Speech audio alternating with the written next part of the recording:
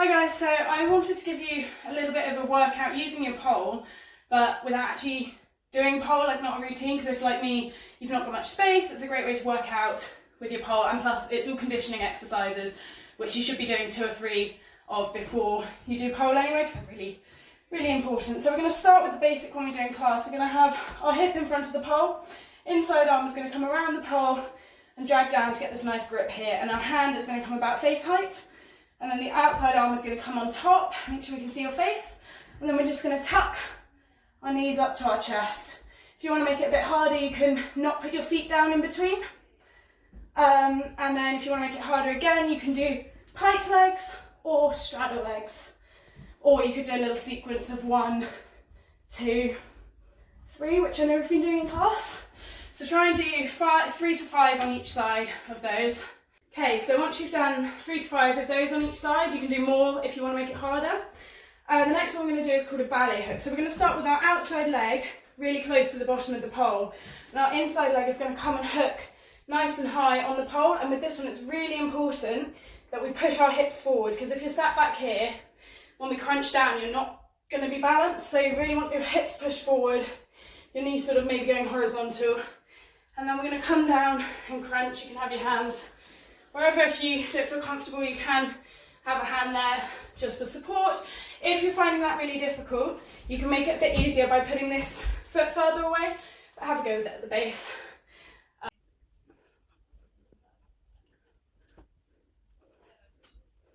Exercise we're going to do, these are called skater kicks. So this is what they look like.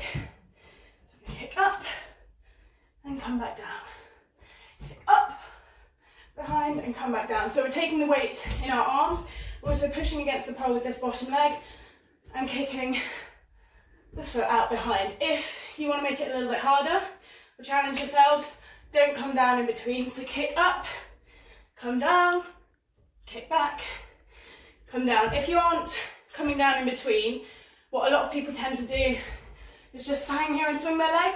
It's much better to come down in between and do the proper pull-ups rather than just swinging your leg, because you're going to work your arms more if you're stepping down in between than if you're just hanging there. So, okay, so the next one we're going to do is some sort of pull-ups from our knees.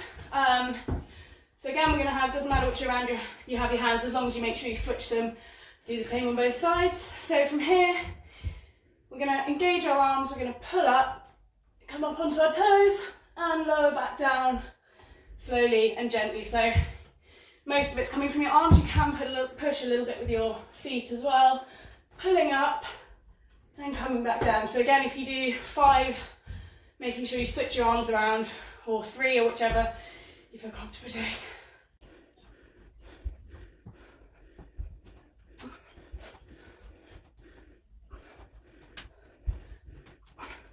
The next one we're going to do is some shoulder mount conditioning. You can do this whatever level you are. Don't be put off because it's shoulder stuff, because it doesn't really matter how high you're lifting your legs. So what we're going to do is we're going to lean against the pole we want the pole in the sort of meaty part of our shoulder. And what I like to do as well is sort of step away from the pole and lean back a little bit, because then it gets it sort of more grip on your shoulder, rather than if you're here, you have to have your hands a lot higher and it's going to be a lot harder to do anything. So I tend to take a little step away, have a bit of a angle like this, and then we're going to hold the pole with the hand, the inside hand is going to be low and the other one's going to be above it in cup grip. So click on that so you can see better. And then we're just going to try, if you've never done these before, you can just literally kick your legs to get used to the feel of holding onto the pole. So try and do it nice and controlled, just to get used to that shoulder grip feeling. If you are used to shoulder stuff, we're just going to do 3 to 5 on each side of some little knee tucks. So just do 3 of those, and then obviously make sure you switch to the other side. I'll come from this side so you can see my hand. So again, stepping away from the pole a bit and bending down, the cup grip, and then I'm just going to lift my knees and put them back down, or just give a little kick if I'm not used to doing that, if I'm feeling really tired or whatever. Okay, so one thing that Jemima and I just found doing this is the positioning on your shoulder, if you're not used to shoulder mounts, you might struggle a bit. So I kind of like this really cushiony bit of my shoulder. It's more cushiony than like the shoulder blade. So if you can feel the pole here, just take a little step away so that you've got this curve in your back, and you really want to try and get it on this meaty part here. So you don't want to be on your spine, you don't want to be on your shoulder blade, you want it in that sort of muscle on your shoulder there. And then you can look back as well, that'll get you a nice grip in there. Hands in cup grip, and then just kicking your feet out and trying not to kick things. Okay, so for the next one you might want a mat or something to go down. This is a bit more of an ab crunch kind of workout. You also need a little bit of space, but not too much. So you're going to lie down in front of the pole, you're going to bring your hands in cup grip to the base of the pole, and then you're going to lift your legs up, and then you're going to come down, trying to keep your body as straight as you can. I can't really do it completely, but you come down controlled.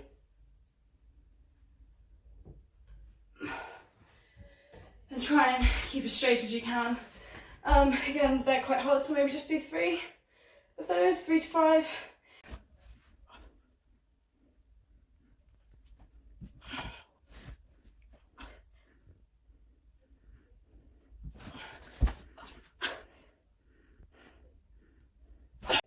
Okay, this next one's not for the faint-hearted. It's quite tricky. So what we're going to do, we're going to have our hands nice and high. You don't want them too high, just sort of nice and engaged. And we're going to have our feet on the floor.